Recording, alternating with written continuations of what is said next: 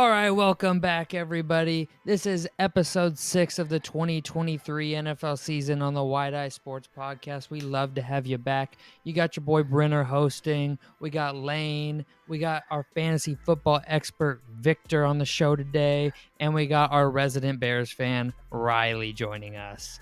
Everybody, thank you for joining us. We're going to get off to a hot start here today. And we're going to start with our weekly game of the week. And I am just going to let Spoon take it over for a minute because I want him to start.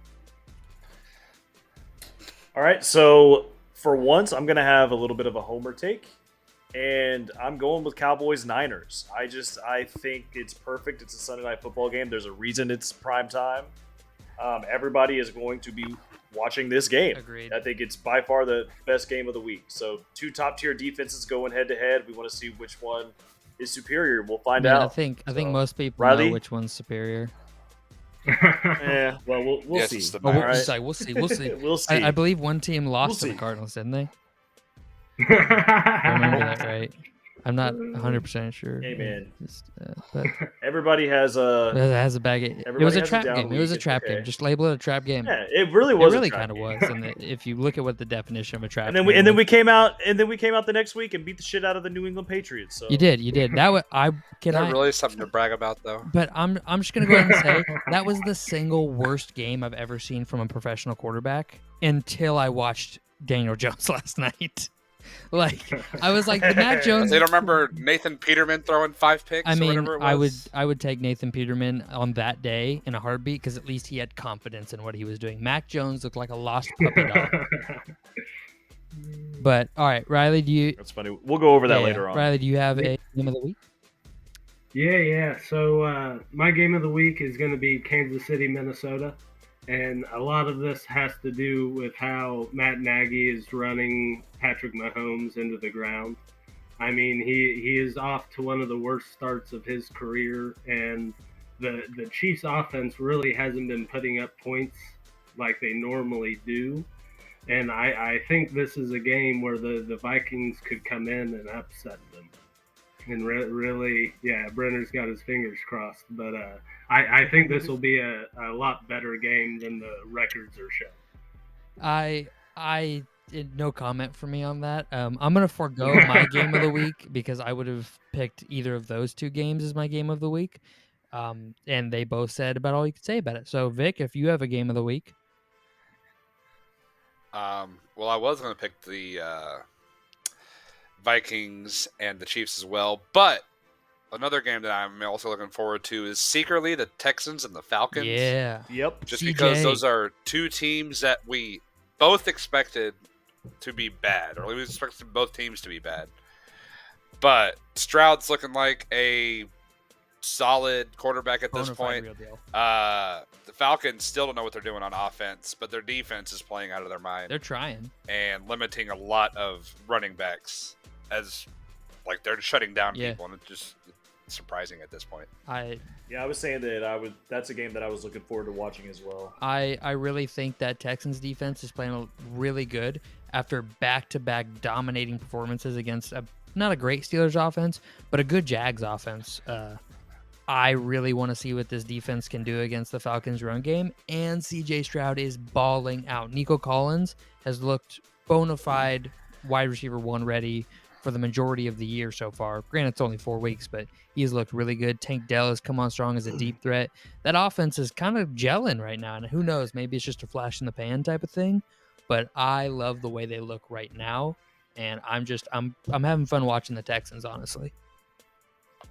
Fun fact, both of these teams are top 10 in the league when it comes to passing yards allowed. Ooh. So, yeah, it's going to be, yeah. Let's go. You got 9 and 5. So, it's definitely going to be a defensive battle, but I don't know. We'll see. All right, well, with that, I am going to start with my MVP of the week.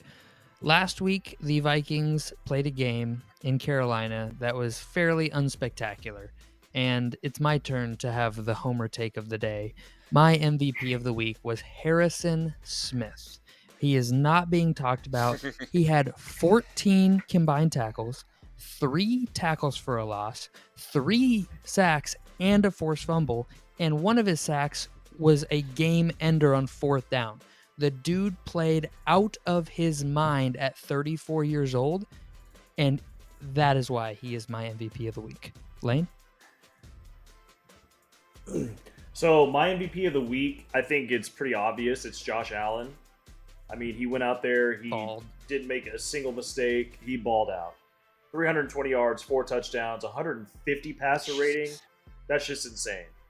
I have a couple other ones that are up there too. I mean, Baker Mayfield, once again, he is still balling. I'm going to keep saying it every single week that he is every week until he has a bad week. I'm just going to keep bringing up his name because he needs to be known. You want your conductor hat for the Baker train? Yes, I'm on it. He's leading it right now. Riley, what's that? Riley? So kind of expanding on what Spoon said, I'm going to go with the Buffalo Bills as a team to hold a team that scored 70 points last week to 20 and then put up 48 points on them. I feel like it was a big statement win for the Buffalo and really cemented their place at the top of the NFL right now. Yeah. It was a great performance all around by the Bills. The Bills came out and said, like, congratulations on the 70 points. We're here to play both sides of the fucking football. Okay. Yes. Vic? I want to. I'd like to give a quick little shout out to Devin Witherspoon. Yeah, dude, baller. That guy balled. Consensus out number one cornerback in the draft, dude, and he balled. Dude, for a cornerback to get 2 sacks, an interception, and a touchdown in the same game, that's insane. He had a crazy game, and I'm definitely going to be keeping my eyes on him. Great job, Devin. So. They just keep finding corners. Pete's got that eye. Pete's got that eye. Vic, you got an MVP this week? The Broncos for not letting me be super disappointed in my team. We're just full of homer takes today. At least we can win one game. I was telling my friends, it's like, if we don't win this game, I don't even like tequila, but I'll kill a bottle with y'all today. So I got to go to work with Just peace. hit me up. I'll kill a bottle with you whenever you want, man. I hate what tequila. I drink, like, so. if I smell it, I throw it up. So I was willing to take the risk I love that me day. some tequilas. I love some tequila. Some Cazadores. Some Casamigos. With 3 minutes in the third, I was looking forward to dying. So. Lane just had a ghost shut his door behind him. That's crazy. Oops. No, I'm just kidding. So we're going to move on to biggest loser of the week. And I'm going to let Lane lead us off here. So my biggest loser of the week, by far, hands down, the New York Giants and Daniel Jones. Daniel Jones I think there's a little more going on in that team. Whenever you watch like the sideline clips with their him and coach, Brian Babdall fucking going at each other. Babdall's just looking at him like yeah. Well, there was a clip of him that I watched it several times because I wanted to make sure that I could see, because his body kind of blocks it off, but he goes over to Daniel Jones on the sideline and he like gives him the iPad, trying to show him something, and Daniel Jones just ignores what he's like. He has his own iPad. He completely looks away and just because he's looking away. He's not even looking at what the coach is showing him. He just looks down at his iPad, like doesn't want to hear what he has to say. And that's just, I feel like there's a lot of tension there. And I'm kind of curious to see like what happens there for the next like upcoming weeks. Can I add something in on that? So yeah, go ahead. Last season, the New York Football Giants beat the Minnesota Vikings in the playoffs, and it was a bad loss. And I pounded the table after Daniel Jones ripped apart our defense and said Ed Donatel needs to be fired immediately. He let Daniel Jones look like Patrick Mahomes, and Daniel Jones sucks. And I would like to make it known. The Giants fucked up. They paid Daniel Jones a lot of money to be their franchise quarterback based on the 2 performances against the Vikings last year. Like, those were his really 60. What is it? 4-year, 140. I don't even remember what it was. 160. 4 for 160. But that is it's insane. And Ed Donatel should get a commission. Without question. Ed Donatel's agent should be calling Daniel Jones' agent and saying, we want 10%, because that is the only reason he got paid and the Giants fucked up. Riley? So my biggest loser. It's time for my homer take. I'm Just going full with the of 'em Chicago today. Bears. Dalton's missing the You- Homer Full of 'em. episode. Dalton's You- missing you- the Homer episode. He's gonna be pissed.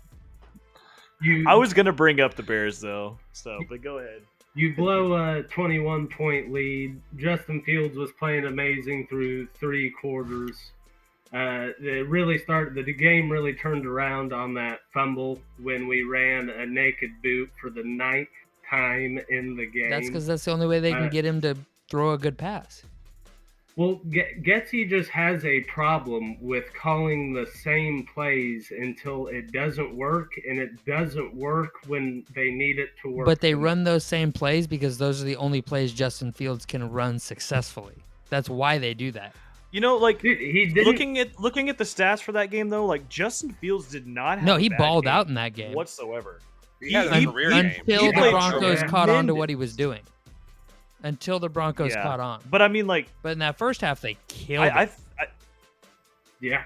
I think it has more to do with the defense here for the Bears. Oh, I absolutely. don't The think defense is the reason they 100%. lost. You shouldn't be able to you shouldn't give up Yeah. a 28-point lead like that or a 21-point lead like that's not. They gave up 17 points in the fourth No, quarter. I agree. The Yeah. defense is game. the reason they Yeah. lost that game. I was just Yeah. saying with Riley saying like Justin Fields booting out for the 9th time.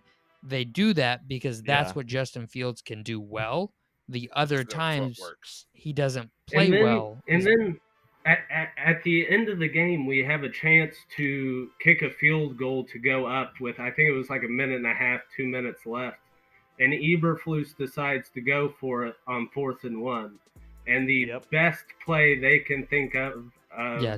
on 4th and 1 with the game on the line is a read option that 90% of high schools are doing. Yeah. And then when Fields is coming to the sideline, Eberflus is, why didn't Fields keep it? It was because the defensive end played the get.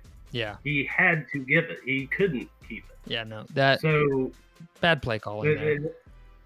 Yeah, I was watching that too, and I was sitting there thinking, I was like, why not take the 3? Take the 3 points here. I know you're Yeah. trying to like end the game. I don't like to take the 3. but it's like go ahead and take. I like the go for it. You don't I like to like the take the go 3? for it mentality. But you got to have better play calling in that scenario. And I do too, do but not like in think- situations like this, like what happened, like that's where it's gonna backfire. Absolutely. Like obviously, I think they lost the game there because they did not take the 3. You take the 3 there, you tie it, you go into overtime, you possibly Then you have a might chance lose to win. anyways. But if you go for it there and get it, But that's game also over, with the you Broncos. On the next series, the Broncos wouldn't have played like they would have. I mean, they hit Marvin Mims for that 50-yard play or whatever. Yeah. and they wouldn't have just ran the ball until the game was Right. over. Like Yeah, they did. but for those reasons, the Claypool fiasco, God knows what's happening Chase to Claypool. him. Chase Flus Cole is definitely worth a 2nd-round pick. Don't let him lie to you, folks. He is worth a high 2nd rounder, low 1st rounder. Flus. I mean, I'm just saying he's a top 3 wide receiver in the league according to Absolutely. himself. So Flus. Top 3 TikTok wide receiver of all time. Mapletron go crazy.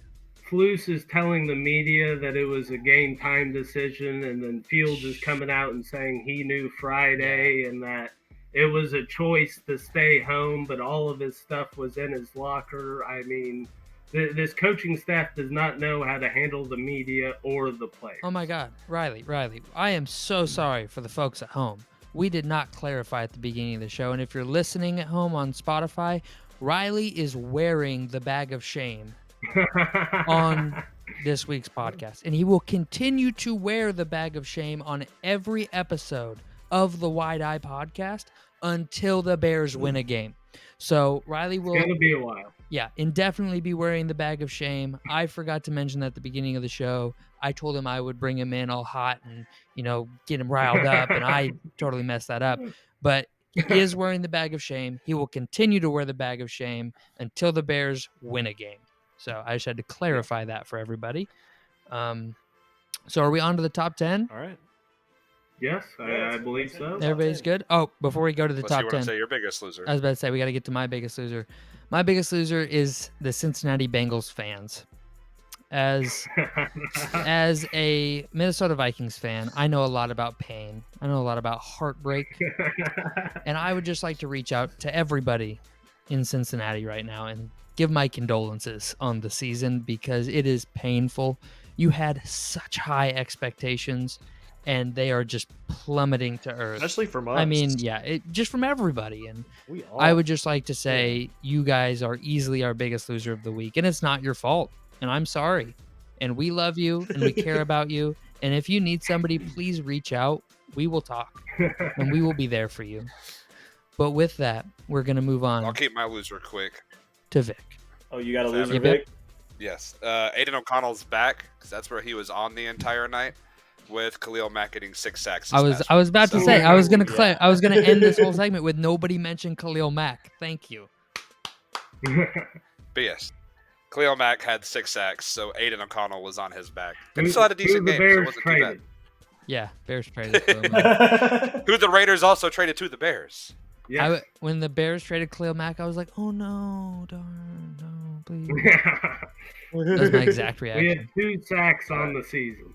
All right, with that, we're going to As a move team. on here. We're going to get the top 10 going.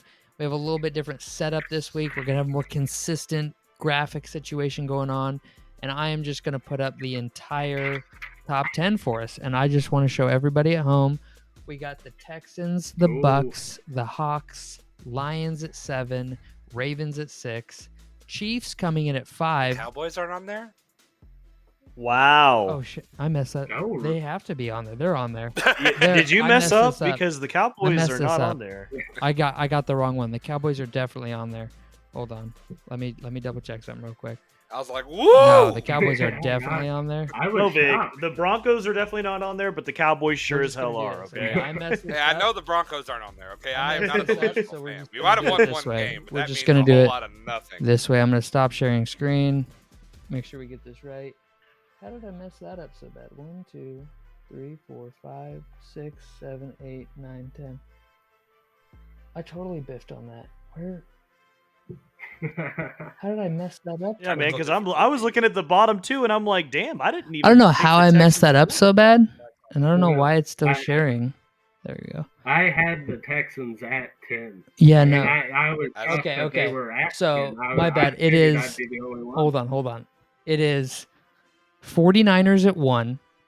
We have the Okay. Bills coming in at 2. We have Yep. Philly at 3, Cowboys at 4, KC at 5. No, Bills at 5, KC at 6. Sorry. Detroit at 7. What? Dolphins at 5. No, Dolphins are 8. Dolphins fell to 8. Oh. Dolphins fell way out this week. Yeah. And then Houston and Tampa to finish it out. My bad. Oh, no. Ravens, Tampa. Houston didn't make it. Ravens, Tampa, 9 and 10. Ah, I apologize to everybody at home. That's super confusing. Check the Instagram on Wednesday. Everything will be picture perfect on there. I apologize. I had that all screwed up. But we will get that all fixed up and put a bow on it for you Wednesday night. Thank you very much for being patient with us. I'm not very good at my job. So, question: did the Lions make the top 10? Yes, Lions did, in fact, make the top 10. Okay. and Good. Houston just missed it. Houston missed it by 1 spot. We would Houston misses it by 1 spot, and I'm gonna get the Excel spreadsheet over here so I'm not looking way over here. Houston misses it by 1 spot, coming in at 10. Tampa makes it at 9. Detroit at 8. Seahawks at 7. Ravens at 6. Yeah. Okay. Detroit did make it. I was really shocked to see Kansas City fell. Kansas City fell in this week's power ranking despite their game. Did everybody feel like the Chiefs deserved to fall? I'm shocked they haven't fallen more. I mean, they're winning. Really, They're winning only- more they're convincingly only- than the Eagles. They're winning. They're winning more their- convincingly their than the Eagles, in my only opinion. convincing win was against the Bears. They have been in close games with teams that should not have been close games. Well, that's I mean, fair. that is definitely. Speaking of which, understandable. I Like, have they- another thing I would like to bring up here. And I would like to state that all video and picture that I'm about to show is property of the NFL. We do not own any of this. All of it is property of the NFL. So with that being said, I want everybody to give me their opinions on this because It was a big thing on my Twitter feed all day. Oh, I know what you're showing. So this is it right here. All right. Is this a hold? I want everybody's opinion. So right If here. that's not a hold, then I don't know what a hold is. All right. So the rule says that I don't know why I'm blacked out. That's weird. Either way, the rule says that it has to be inside the frame. You can grab, but it has to be inside the frame of the attacking player. Okay? So you guys tell me, is this inside the frame? No. No? I don't think either of his hands are inside. No, I mean I could argue and say that it is. Is that inside the frame? Like, that is not inside the frame. That is where I would say. Is this hands to the face? Happen. That's a slap. I mean, that's a slap. That's also hands that's to the hands face. to the face right there. So I think this is a good no call Yeah. by the officials. Yeah. And I mean, you could argue if the hands to the face, if they end up calling that, then it would. I mean, yeah, just don't call anything there. I don't know why my video It would feed be a is hand to the not. face as well as the holding. Mm-hmm. I don't know why my camera I just think the feed referees are is- too worried about Jawan Taylor jumping offsides or having a false start, I should say, than actually looking at other tackles and seeing what they are No, doing. I definitely thought. I was thinking you were going to go a different route here. I thought you were going to talk about the flag being thrown on Sauce Gardner a whole, 15, 20 yards after the hold, right whenever he's catching the interception. That's when the ref decides to throw the flag. So with that, Yeah, late that's flags a- happen all the time, though, in the NFL, and I apologize to those I- watching I on YouTube. get My that. video feed is having some technical difficulties, so I apologize about that. But, I mean, that happens all the time in the NFL. That does not bug me, even in the slightest. I get that, but he wasn't that ref wasn't even the one that should have been throwing the flag. That's where my issue comes in. Is that it should have been the line judge, well, not the line judge, but the ref on the sidelines is the one that should have threw the flag right there, not the one back in the secondary, 15 yards past the hold ever occurred. He's the one that starts throwing the flag right as Sauce Gardner's catching the interception. I don't know. That looks a little sus to me. Yeah, I feel that. I mean, the NFL is described as a entertainment industry now instead of a sporting industry, so they could legally fix games. Conspiracy theory, possibly. That just it screams that the ref had money on the game or they're fixing it. And I mean, he even came out and said maybe if he was a Swiftie, it gets called. Oh, that right? was good, too. I like that call out. Well, I even like That Yeah. was good. I loved that. The NFL changing their Instagram bio to the Chiefs are 2-0 as Swifties, like, Yeah, they're showing definite bias. yes, favoritism to the Chiefs. Favorite, yes. So right now, I mean, hey, I know we're not to the bet segment yet, but Chiefs Super Bowl, ahead. bet Lock your it money in. on it, lock it in. But yeah, just if it were me, I would be betting my house right now that the Chiefs win it all, just because of how the NFL is just taking away with, or they're just running away with the whole Swift. Matt Nagy won't let them win the Super Bowl. That's right, because the Vikings They are can at coming least back make and it. winning the Super Bowl. And I fixed my camera. Got it. We're golden over Got here. Sorry about the partial interruption there. I got it figured out. But with that, we're kind of getting off track here. I have the next segment here. We're going to talk about running backs and if you should Dun dun or should dun. not pay them money. If you're an NFL team, that is. And I would like to start off with, I have a few notes here, as you can kind of see from the camera angle. There's only been one NFL running back in the past 23 years, going back to the year 2000, to win a Super Bowl as a true top 5 star running back. And he had one of the greatest defenses to ever play the game of football. And that was Marshawn Lynch. In 2013-2014 season, he had 1,257 yards, 12 touchdowns. great season, and he was a phenomenal running back, carried that offense, carried Russell Wilson. I don't care if you don't like to hear it. That's what happened. And that's it. That's the end of the list. And the objective of the game of football is to win a Super Bowl. That's what they play the game of football to do, is win a Super Bowl. That's the objective of every team in the league. And let's see running backs since the year 2000 that weren't stars that won Super Bowls. You have guys like Joseph Adai, Willie Parker, Antoine Smith for the early Pats back like 01, 02, 03. You have Shane Vereen for the Pats in like 2014. You have Pierre Thomas for the Saints in 09 and Damian Williams for Kansas City in 2019. Now, some of those guys, like Joseph Adai and Willie Parker, had over 1,000 yards, were averaging over 4.6 yards a carry. And then there were other guys like Jonas Gray, Pierre Thomas, who were averaging like 5 yards a carry, but only had like 400 yards.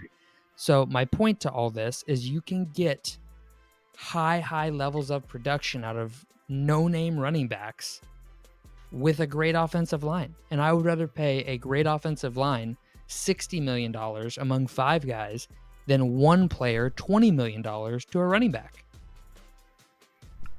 I'm gonna end my first statement there and let somebody else take their first statement. I mean, I agree. Whenever it comes to looking at contracts right now and everything, I really feel like there's only one running back that is worth the amount that they're like getting, and that's Christian McCaffrey.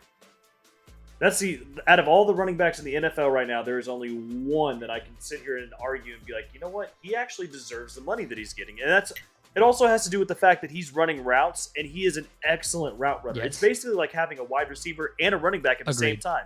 You're paying him for 2 duties, so yes, he absolutely should get paid. But whenever you're talking about like a running back like Derrick Henry, I mean, yeah, the dude had a great game last week, but the week before that, 20 yards. I mean, I could throw Riley out there with his freaking Bears trash bag on, and he could get 20 yards for me in an NFL game. Like, come on. Like, that's just – and he's what, the 3rd, 4th highest paid running back in the NFL right now? And he only went out and got 20 yards last week? No, it's not worth it. It's not worth it at all. So, yeah, it's not worth it at all. So, that's all I really have to Riley, say. Vic? I just wanted to point out that I think McCaffrey's worth it. So I ahead. am going to say yes, you should pay running backs, but not. I'm not arguing that the top tier running backs need to be paid more. What I'm saying is the running back position as a group needs to be paid more. But why? So this year, of the players with 4 or more touchdowns receiving or running the ball, 7 are running backs, 2 are quarterbacks, 2 are wide receivers. Last year, of the players with 12 or more touchdowns, both receiving and running, 8 were running backs, 1 was a tight end, 1 was a quarterback, and 1 was a receiver. When you look at scrimmage yards, the top 10 scrimmage yards leaders from last year, 7 were running backs, 3 were receivers. Same with yards per game, 7 for running backs, 3 receivers. When you look at, do you guys know what the NFL record for most receptions in a game is? 17? 23. It is 21 by Brandon Marshall in 2009. The game where he set the record for the most receptions, his running back carried the ball 24 times. So even in that game where the record was set, the running back touched the ball more. They're asked to run the ball, they're asked to block, they're asked to receive. They're arguably asked to do more than anyone else on the offense. And I believe players are paid based off production. And when one position group has vastly better production than another group, I feel they should be paid more. Now, whether that contributes to winning or not, I don't know. But based on production, I believe they should be paid. See, but I think that the times are changing now, and you're not seeing many running backs rush for 20 times a game. Like, I mean, you see it like at least a couple times a week, but you're seeing a lot of teams that used to do that. Now they have, like, they're rotating like 2 or 3 guys in there to run the ball because they're because you can really have anybody go in there and run the Agreed. ball for you. They're still getting 20 touches because now they're catching the ball. That's fair. Austin Eckler doesn't rush the ball 20 times a game, but he'll have 20 plus Touches. touches in a game because of how much he catches Well, even the just ball. opportunities with receptions and targets and stuff like Yeah, that. that's fine. I have a statistical thing here to throw in.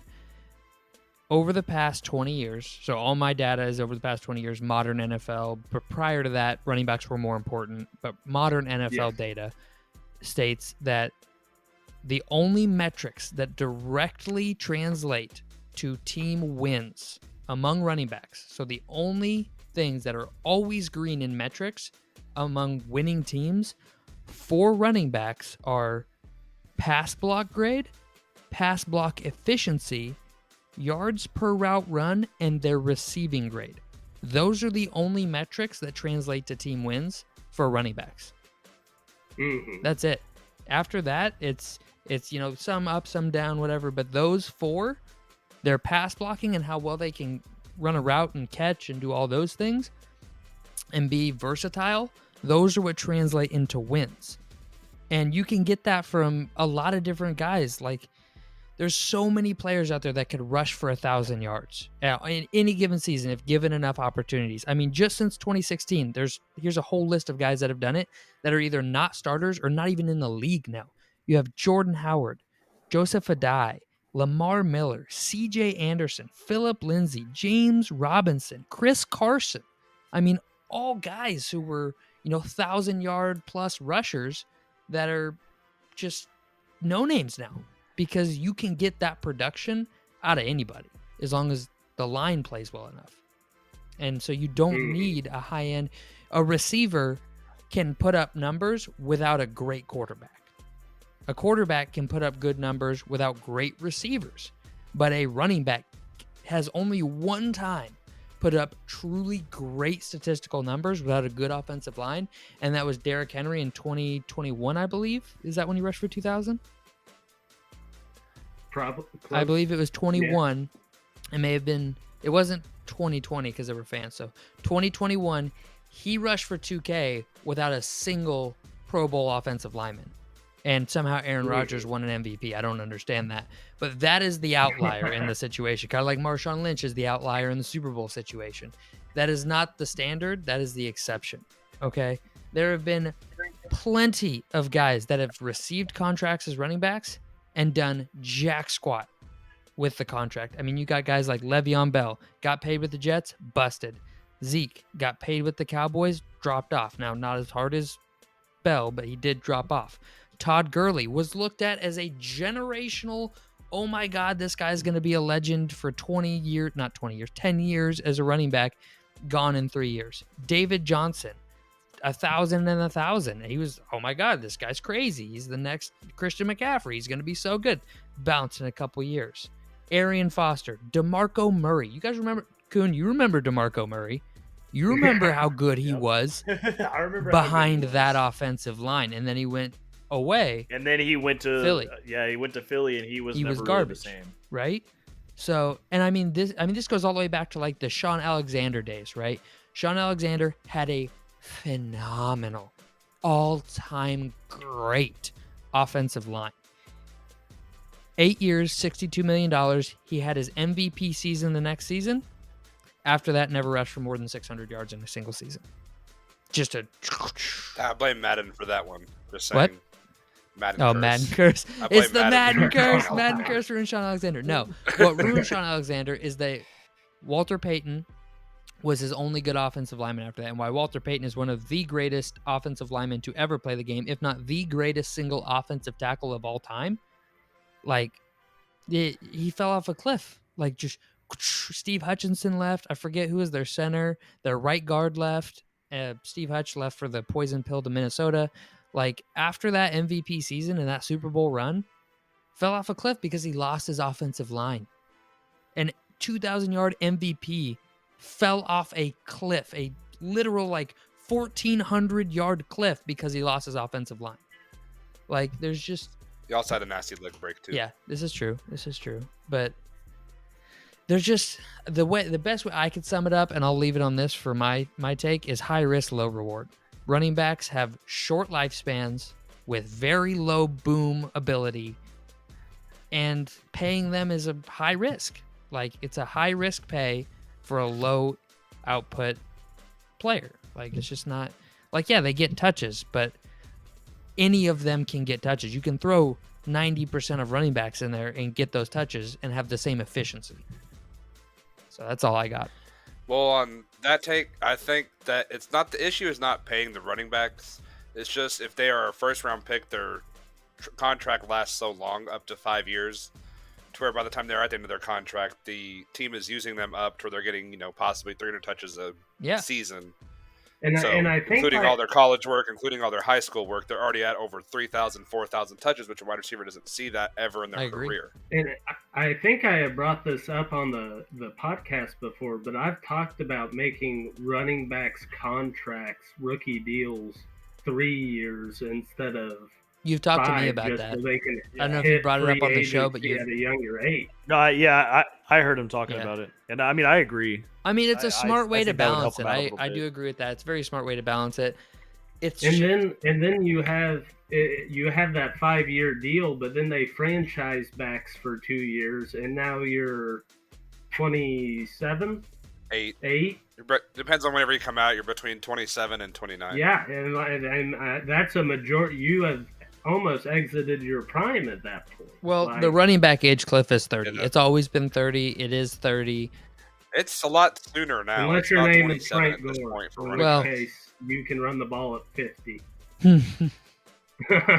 or Derrick Henry at this point. He's about to be 30 himself.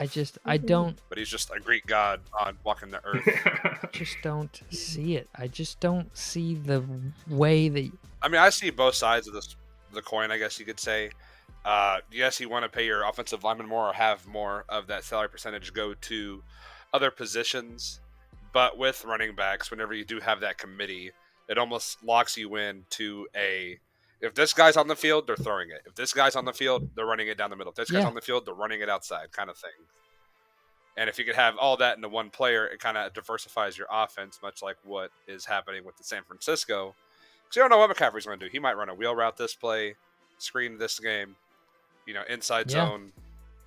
He could do whatever he wants. I agree completely. As a wise man once said, a.k.a. Stone Cold Steve Austin, that's how a white man runs a Oh football. my god, dude, the longest yard, bro. No politics on the show. Longest Yard's a great movie, though. Longest Yard's a great movie. Does anybody else have any closing statements to why you should or should not pay running backs? Anybody else? Anybody got anything to say? There's going to be a holdout. The only thing I want to say is there's probably going to be a holdout on running backs at one point in the next 5 to 10 years, I believe. Probably Just due to sooner, unfair honestly. treatment. Okay. This coming sooner. doesn't have to do with paying running backs, but do you think Jonathan Taylor's attitude towards the Colts has changed after seeing how the offense has played without him? It should. It should make him realize that he's not as important as he thinks he is. You go that far? I would absolutely go that far. Zach Moss has been a very, very serviceable running back. Now, he is not Jonathan Taylor level talent, but he has went in there and given production equal or greater than to what Jonathan Taylor could give on a weekly basis. And now, granted, not every game. Not equal to. He's only averaging 4 yards a carry. Jonathan Taylor could get you 6 There's or 7 yards a zero carry. chance potentially. Jonathan Taylor is averaging 6 or 7 yards a carry. I'm just saying, there's certain weeks he'd be able to do that. And I don't see Zach Moss ever being that kind of guy. I would say Jonathan Taylor. Zach Moss is averaging, I think, me and Riley looked this up. I think it's 4.5, 4.3 yards a carry. Is that right, Riley? I think it was like very high 4.3, almost 4.4. We'll call it a 4.4. And Jonathan Taylor is right in the 4.5, 4.7 range. I mean, you're talking, inches. And football is a game of inches. And I will admit, Jonathan Taylor is a better football player than Zach Moss. There's no question about that.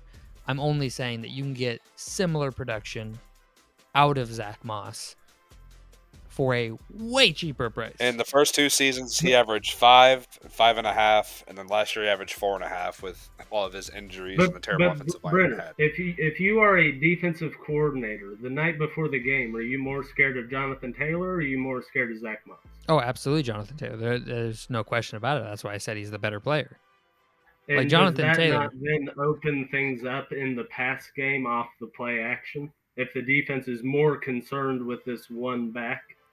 You don't need that. So Sean McVay has proven you do not need a strong running game to operate the play action. So play action works whether you run the ball or not.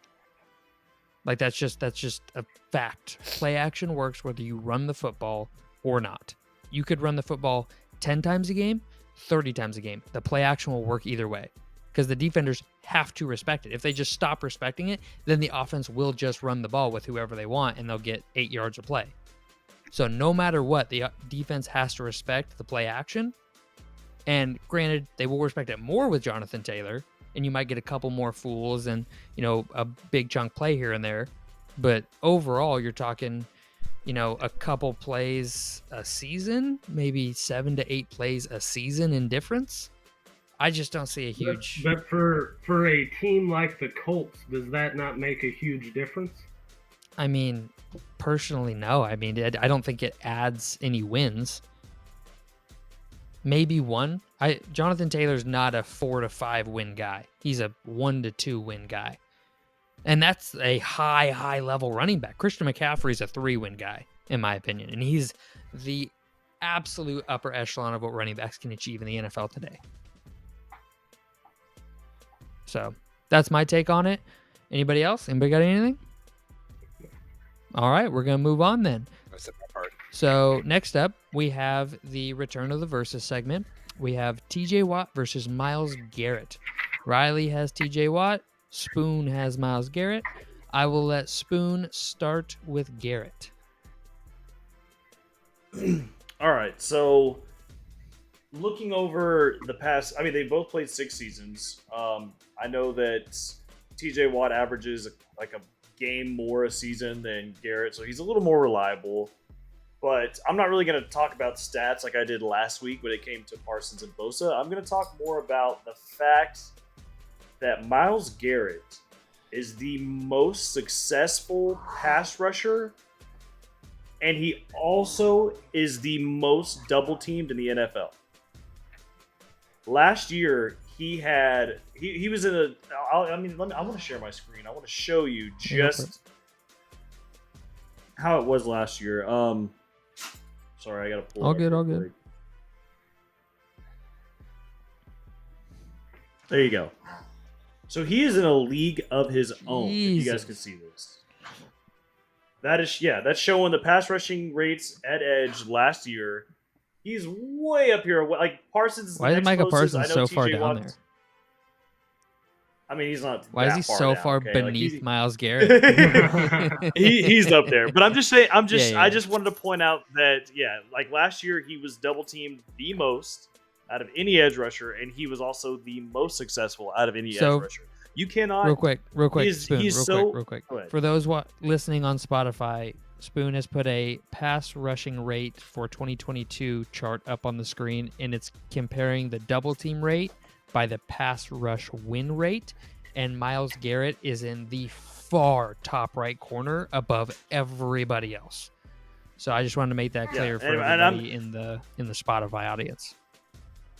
And you have names like Nick Bosa here, Max Crosby, like Robert Quinn, Darius Smith, Aiden Hutchinson, and he is just basically in a tier of his own.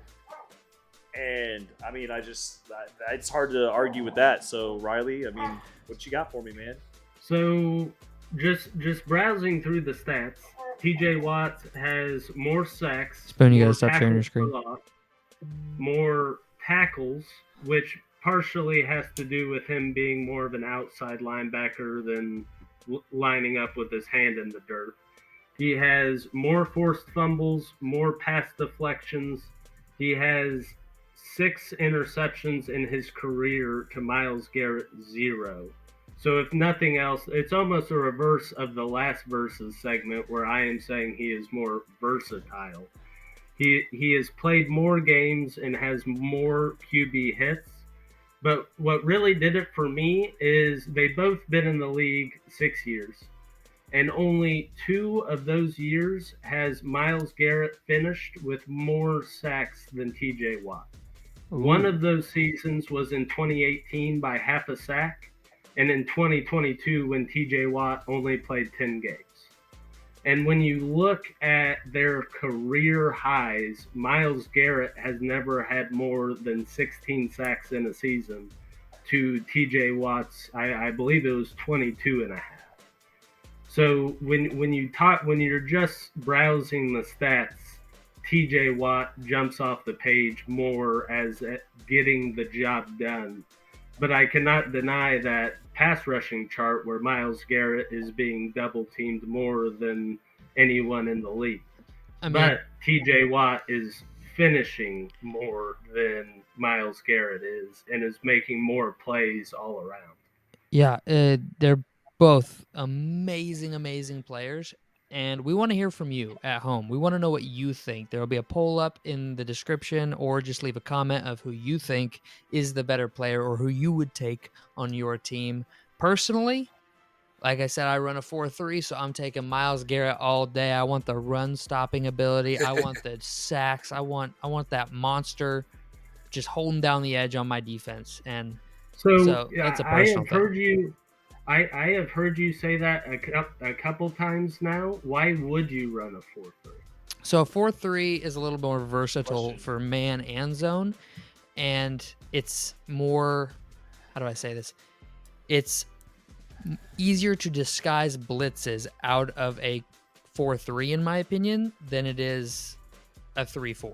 Because with a 3-4, you normally have 5 guys on the line of scrimmage, right? So Yep. you're normally getting more than 4 pass rushers anyways on pass rushing snaps. So it's kind of just like a standard blitz almost, which is kind of weird.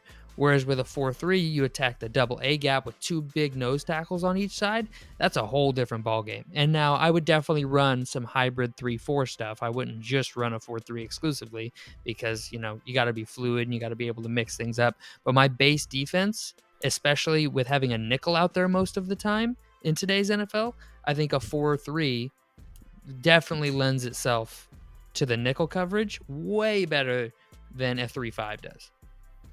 So that's why I would run it. Just because today's NFL is so versatile. I was just curious because I had heard you say that, and in my mind, if I was in that position, I think I would run a 3-4. So I was just curious as to why you wanted to run the 4-3. Just the passing attack type thing.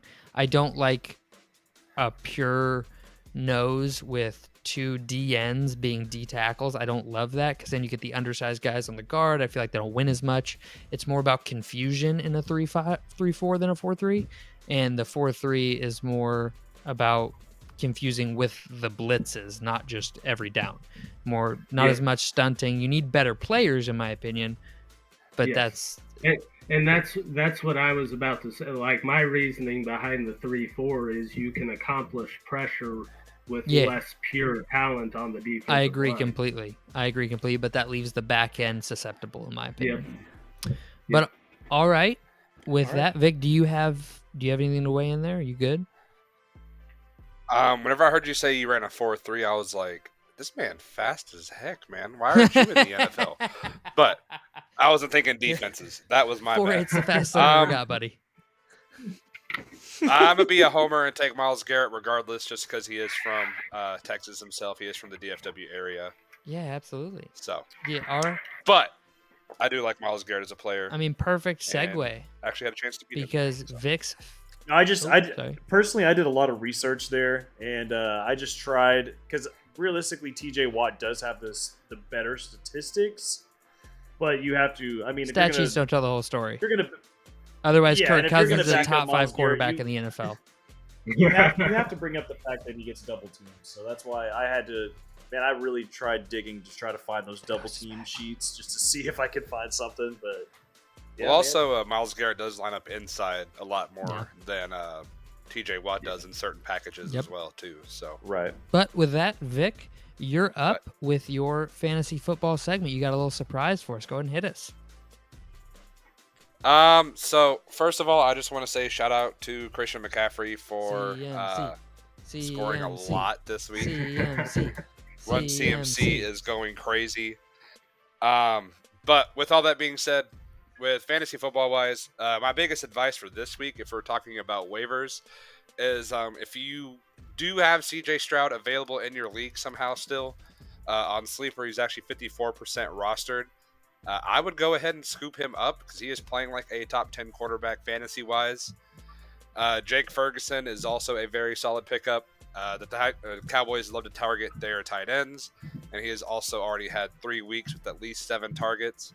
And this past week, he had angel numbers, as the girls call it, with 7 receptions on 7 targets for 77 yards, which is at the tight end position is a very desolate wasteland of a position. Yeah.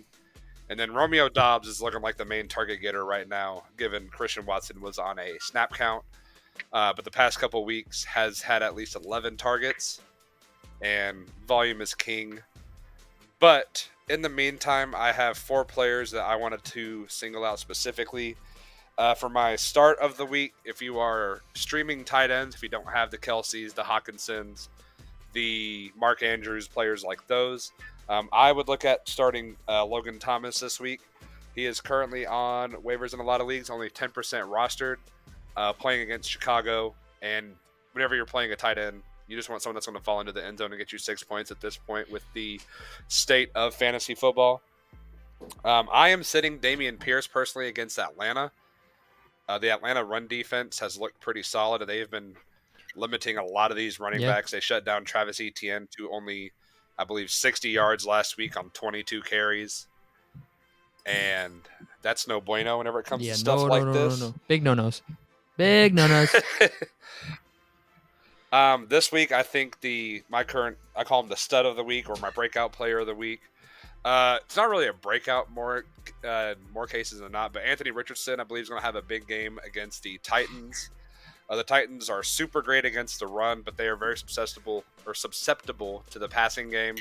So I believe him and Michael Pittman team up for a great fantasy game this week. So. And then for my... God, I hope so.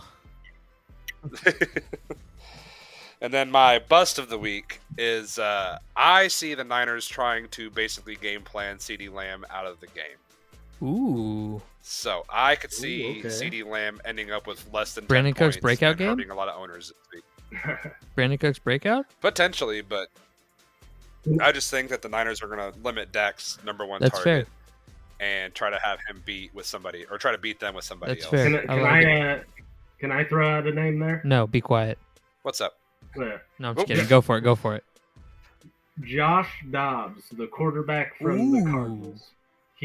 I was gonna see if he was mentioned. He has been. I had to pick him up in a league with me and my brother out of necessity, and he has been playing great above and football. beyond what I ever imagined he would when I picked him up. Did you guys see the story about him and his jersey? He scored.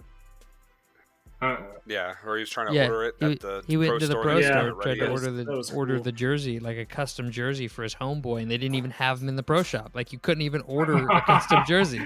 And he's like, "Oh, come on, guys! Like, I know I just got here, but like, don't do me like this." But no, I love it. I love the way Josh Dobbs is playing. With that, though, we're gonna move on to the Wide Eye Fantasy update. So currently, after this past week, I'm doing pretty good in this league. You're not too shabby. Spoon is 3-1, leading the way. Dalton is 2-2, as am I, and then Riley is in last place with 1-3. So Riley, this week, have you made up your mind on who you're going to steal yet, or are you still thinking? Is he taking back the AFC East? No, I'm sticking with the team. Oh, he's leaving it. You go ahead and he's living and dying with the ship. I am going to. What divisions do you have currently? Say that again. What divisions do you currently have? Let everybody at home know what divisions you currently own. The AFC West and the AFC South. So for those at home, if you haven't watched an episode before, we did a 4-man league where each man got 2 divisions, and you have to start people out of those 2 divisions each week. So I currently have the AFC East and the NFC North. So And I have the NFC West, and I have the NFC And South. Dalton's not here today. Sorry, Dalt. You don't get your 2 minutes to shine because you're not here. Suck it. No, I'm just kidding. But with that, I think I'm feeling a little flustered recently. Like this past 5 minutes, I'm feeling a little flustered. Like, you feeling a little panicky? Spoon, can you help me out? I sure can help you out, my guy. So let's jump right into the panic button. Who is panicking this week? And I'm going to tell you it's changed up a little bit. I did not put the Bears in it this week because I think we all can agree they were number one last week. They're still the team that should be panicking the Dumpster most. fire. They're 0-4. Yes. It's just they're doing so bad that I want to stop talking about them. Okay? I bet I know who's number one. I'm Hold on. Before you do, You probably hold on. do know who's number one. Write it down on a piece of paper. Hold on. Write down who you think is number one. 'Cause it might. I don't know. It might All right, shock go you, for it. but here I'll go ahead and I'm gonna jump Go right for it. into it. Number 3 is the Denver Broncos. They were on this They were on this list last week. I believe they were at number 2. They might have been at number 3. I don't know. I'm still panicking on them a little bit. They first half last week. I was definitely panicking on them. I was down like, holy bad crap, to this the team is Bears. bad. Yeah. But they ended up coming back and winning and showing that they are the better team. They're better the than better Bears, bad so, team. They're the better bad team. Yeah. They were the So better I'm still coach leaving them team. here. Better bad team. Better bad team. There you Better bad team. Better bad team. Better bad team. Do that 5 times. I'm leaving them there. I'm leaving them there at number 3. At number 2, they're almost panicking. Some would argue that they are. That's the Cincinnati Bengals. Ooh, yeah.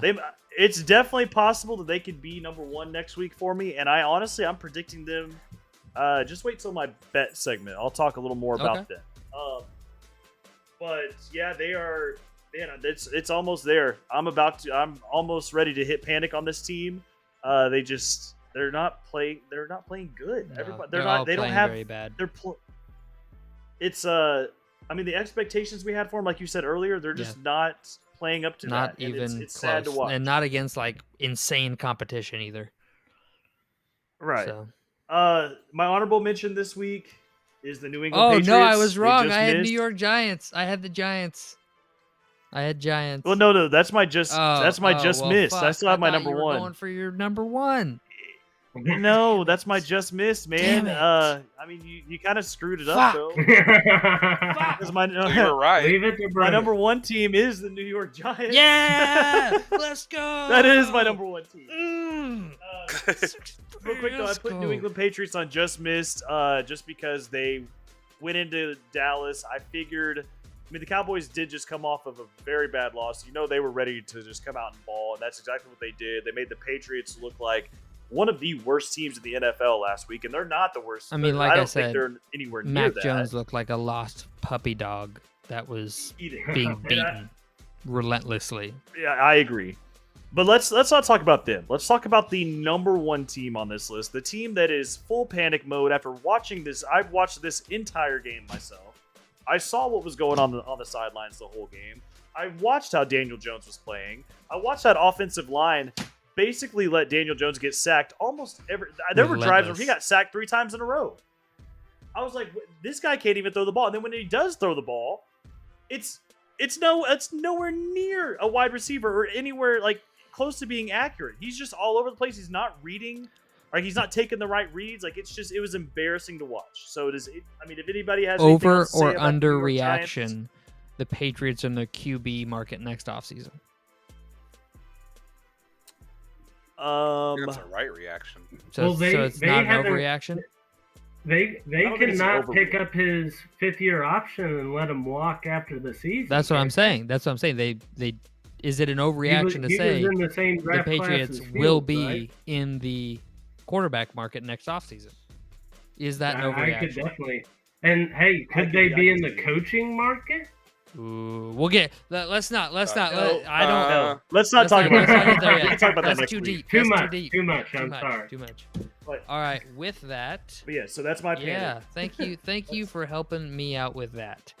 With that being said, though, we are going to move on to our rapid fire segment of the week. And I'm going to start off with this question. Riley, are the Ravens contenders in the AFC? And I mean true contenders. Yes or no? Super Bowl contenders? AFC contenders to come out of the AFC as a Super Bowl team. No. Okay. Spoon, I'm going to give this one to you because I can't give it to either of the other two. Worst defense, Bears or Broncos?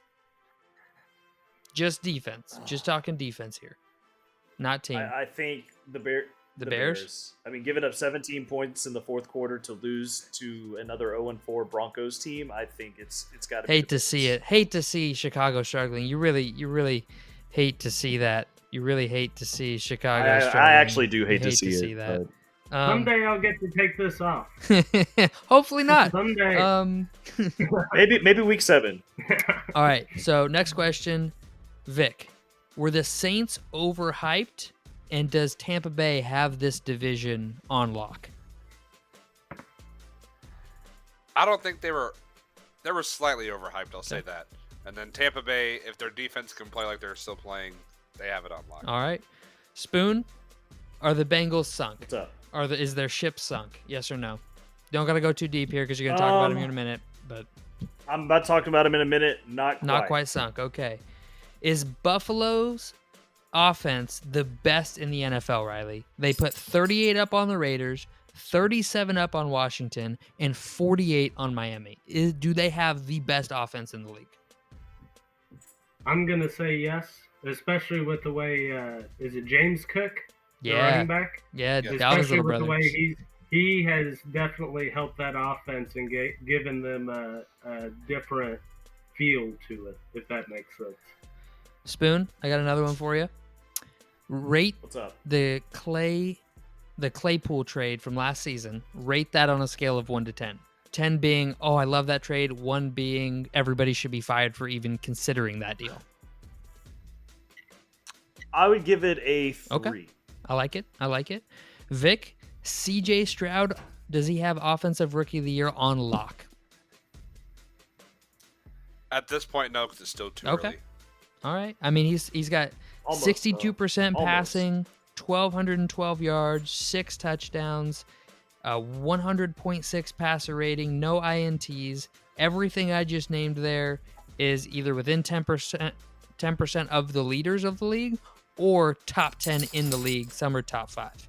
Obviously, interceptions. I just feel like there could be some nuclear games from other Okay. rookies that could propel them into the Hopefully. race. Into the race. Hopefully, at least. Jordan Addison's one of those nuclear rookies. Your boy would love that.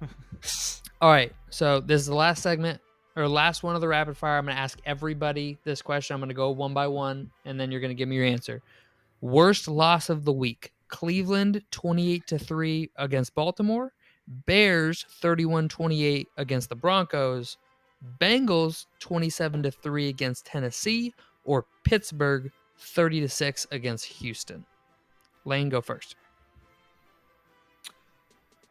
There's 2 of them that stand out. I think I'm going to lean towards Houston and the Steelers. I think the Steelers have the worst loss of the week. Riley? I'm going to keep rolling. I'm going to go with the Bears. Homer. Homer. Homer. You should have heard how loud that stadium was in the second half. I can only imagine how depressed it was there at the final second. Oh, I bet. Vic, who you got? Bengals against the Titans. All right. That was my other one. I'm going to go Bengals because the Bengals they're the letdown of the season. So, I mean, they're fans. I feel so bad for the fans. Like, they're fans. Like, I hate watching fans suffer. I know what it's like to be the fan base that suffers, and I hate watching you suffer, Cincinnati. We're here for you. We love you. With that, we're going to move on to the Do you hate the Bears fans suffer? No, I love Yeah, watching you them have no suffer. problem watching the Bears fans suffer. They're are they even fans? Do they even count as fans? They're showing up to games and paying for tickets still somehow. Yeah, with the way they boo the team, I don't know, but Exactly. Same thing goes for Philadelphia, you fucking booers throwing snowballs at Santa Claus. You don't count. All right. Anyways, we're gonna move on to our final segment of the day, and that's betting. Spoon, you got some bets for us? Hit me. Yes. So, all right. So this is why I wanted to wait a second, because this is the week that the Bengals reached number 1 on the panic button. I am rolling with the Cardinals money line here. I'm telling you, I'm hitting that hard. Whoa. The Bengals are a 3-point favorite on the road in Arizona. What happened the last time Arizona was home? Did they? They beat the crap out of my Cowboys. Ooh. And I'm telling you right now, it's different when you're playing at home. They're going to be ready for the Bengals this week. I'm hitting that money line. I'm probably going to put at least 2, maybe 4 units on this game alone. Cardinals money line. Here it is. You heard it here first. I'm hitting it. Now, with that being said, there's a couple other bets I do like. I'm looking at this Falcons-Texans over. I know that everybody's predicting it to be a low-scoring game. The total's only at 41.5. I could easily see this game being a 24-20 game, a 27-23 game, a 27-20 game. Like, definitely this over could hit. I like it a lot. Anybody else have any bets before I kind of finish up? I have one. I have a straight money line parlay. I got Ravens, Okay. Miami, Detroit. Ravens against Steelers, Miami against New York, and who does Detroit play? I can't remember who they play. They play the Panthers. That's what it was. That's why I had them down. Okay. So just the three of them together. It's not going to be high odds, ladies and gentlemen, but it's free money. Take free money where you can get it. Right. Riley, Vic? If you want to, yeah. No? Nobody? No, All right. Spoon, you want I to... haven't done any research. What's up? So I haven't done any of the Oh, research no on the problem. Bucks No game. problem. No problem. So 2 other spreads that I'm looking at. It's actually not. It's 2 games that are not on Sunday night or Sunday at all. I actually like the Commanders -5.5 against the Bears. Once again, we're going to discuss the Bears. The Bears are atrocious. The Washington Commanders are home here. They just played a very tough game against a division opponent. They looked very good. I think they can easily win by a touchdown Yeah. at least. Never bet on bad teams to cover the spread. I like that. And then I also have the Packers Monday night -2.5 against the Raiders. Especially if Garoppolo is out, I would say that they could cover this 2.5 point spread easily. If the Packers win, they could win by. I see them winning by a field goal or winning by 10, 14 points. But I still see the Packers winning this game. If you don't feel confident in taking the -2.5, take the money line. Then still going to pay you decent money. Okay. Yeah, I agree. Anybody else got anything to add? that's my Anything bets for anybody the week. wants to say to the folks at home before we log off here? All right. Well, with that being said, Alright. thank you. Cardinals money line. You heard it here Yes. first. Ride it. Spoon's taking Cardinals Take it. money line. We love you. Thank you for joining us, and everybody have a good week. We will see you next time on the Wide Eye Sports Podcast.